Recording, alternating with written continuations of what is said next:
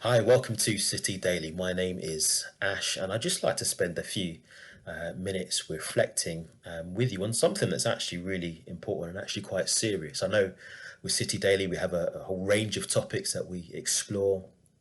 Some on the kind of fun, quirkier side of things, and some maybe on the more serious side of things. And today we're going to consider something that's quite serious and I think really important for all of us. And part of my reasoning is that recently my son Evan was diagnosed with a form of kidney cancer. It came as a complete shock to my wife Jess and I, and it's meant considerable change for us as a family. We're still processing, we're still coming to terms with this. Evan's currently undergoing treatment, which so far is going well, but we continue to hope and to pray for his healing. But one of the things that has, I suppose, happened for us in this whole process is it's forced us to consider what is really important in life. Jess and I never, ever, ever expected to have a toddler with cancer. It just never featured in our thinking. It never entered into our radar.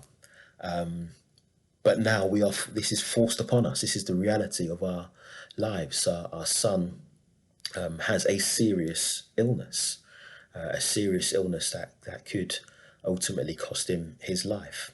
And it's something that we never really had to grapple. We hadn't had to grapple with before, but we're certainly having to grapple with now. And as we reflected, I come to realize, this is serious business. And one thing that it has done, certainly for me, is it's made me think about what is most important in life. What's most important in life? When a life hangs in the balance, that's what you begin to think about. What is most important? What is most valuable? And all of a sudden, the trivial things of life tend to float away. Their level of importance drops, and you just focus on what is actually really important. And Evans, he's only young. He'll be 3 next week. But even with him at that age, it's just made me realize that life has to be lived really well.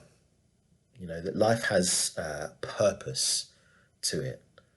I believe that from the Bible, that life has purpose to it, and life ought to be lived really well.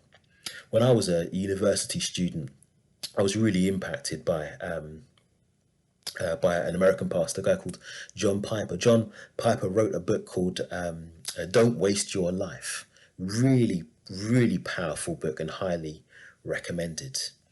And part of his thinking in the book is actually reflected really well in a famous sermon of his that he preached in the early 2000s. And I'm just going to read part of what John said, because I think this really captures this thing of not wasting a life, or living a life well.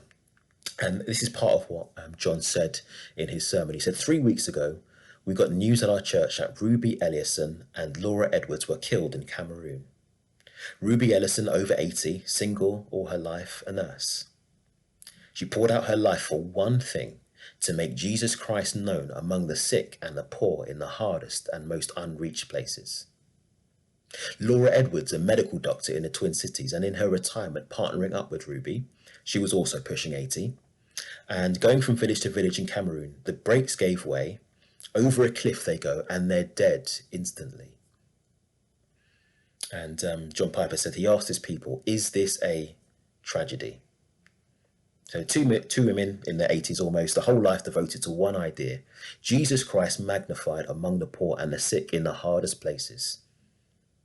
20 years after most of their American counterparts had begun to throw their lives away on trivialities in Florida and New Mexico, they fly into eternity with a death in a moment.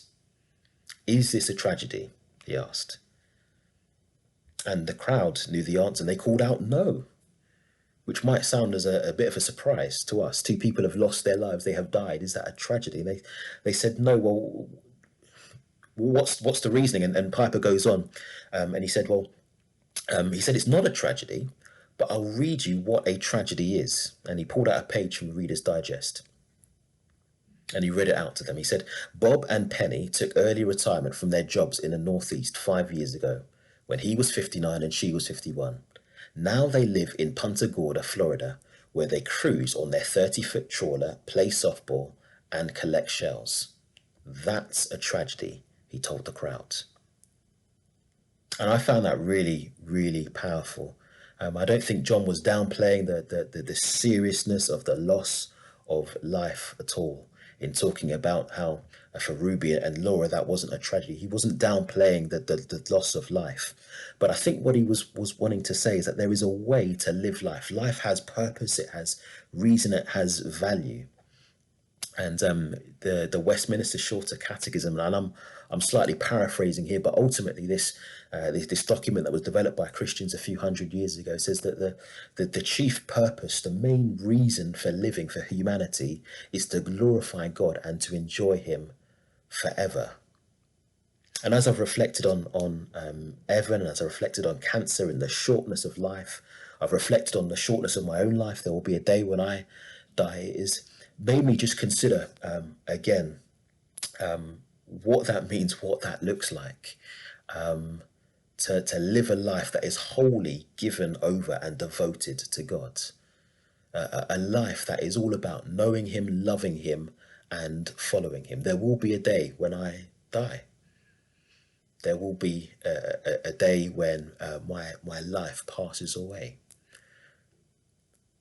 But you know what? I don't intend for that day to be wasted, for that life to be wasted. I want to give my life wholly and completely to God.